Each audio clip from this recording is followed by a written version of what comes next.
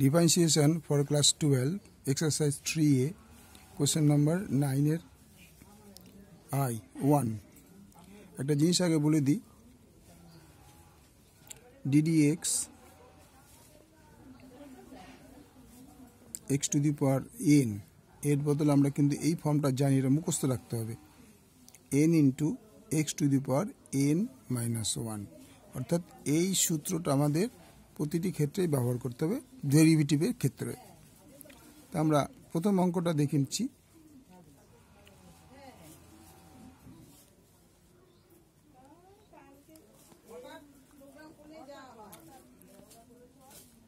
y equal to sec to the power n x, letter dy by dx করতে হবে dy by dx equal to ddx sec to the power n into x।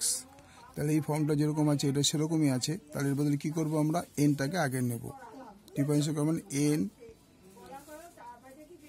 sec, তার থেকে আমার -1 যাবে, তাহলে n to the power -1। এবার কি হবে, আবার ddx এর sec x এর উপর হবে ddx sec x to the power n into sec n to the power 1x into sec x tan x, এটা differentiation sec x into tan x। তাই आंसर দাঁড়ালো। এবার sec x tan x মানে কি, এটাকে আমরা n into যেহেতু divide করে তাহলে sec x n to the power x sec x to n to the power x by sec x। কেন হলো এটা, এইটা 1 মানে যদি এই x sec to the power n to the -1 sec n -1 by sec x হয়, সেই জন্য তলায় এই -1টা বাদের বদলে এটা 1 by sec x হয়েছে into sec x into tan x।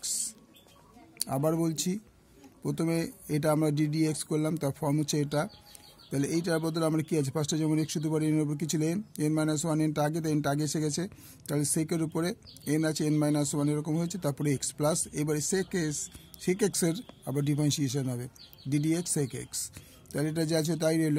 আর এটা বদলে ddx sec এর বদলে sec x tan x, তাহলে এইটা n ইন্টু এটা যেহেতু n to the power -1, তাহলে sec to the power n x টা উপরে থাকলো, এটা 1 বাই হয়ে নিচে নামলো sec x plus tan x, বলে sec x কেটে গেল, তাহলে কি দাঁড়ালো n sec to the power x n x into tan x। This is the answer। Like করো, শেয়ার করো, সাবস্ক্রাইব অবশ্যই করবে। So answer equal to n sec to the power n x into tan x। Okay, thank you.